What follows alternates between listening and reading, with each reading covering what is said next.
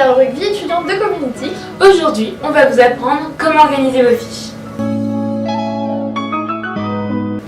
Pour commencer, il faut évidemment connaître votre type de mémoire.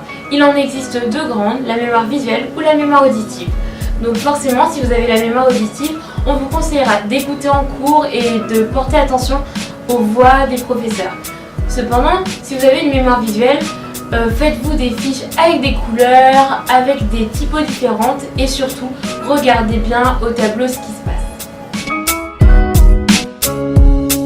Il y a différentes façons de faire ces fiches. Les deux plus connues sont les fiches Bristol et sur ordinateur, mais peu importe le support, on peut le personnaliser comme on veut, avec des codes couleurs, en dessinant, etc.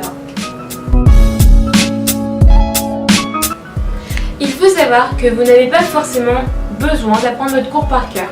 En effet, ce qui compte, c'est vraiment l'apprentissage du cours et la connaissance du cours.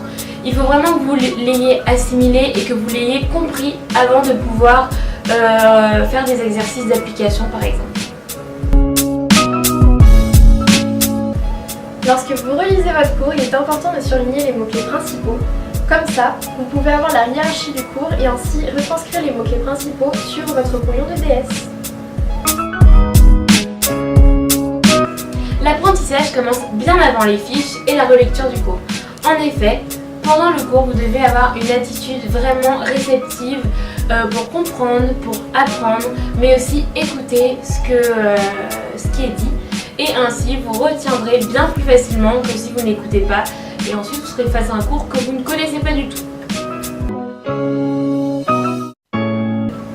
Aussi, il faut souligner qu'il est important d'avoir des moyens mnémotechniques. Donc qu'est-ce que c'est? Par exemple, Valentine retient mieux quand elle mâche des chewing-gums. Et c'est super bizarre. Mais bon, ayez vos moyens à vous.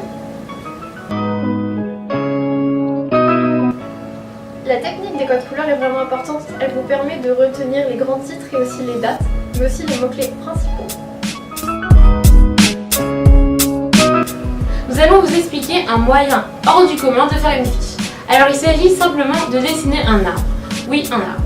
À la racine de celui-ci, vous allez mettre le titre du chapitre ou le mot-clé qui est lié à cet arbre. Et ensuite, vous allez aller du général au particulier. Donc les branches vont aller plus sur des termes tels que des définitions ou des dates, etc. C'est un moyen qui est peu connu parce que c'est assez hors norme.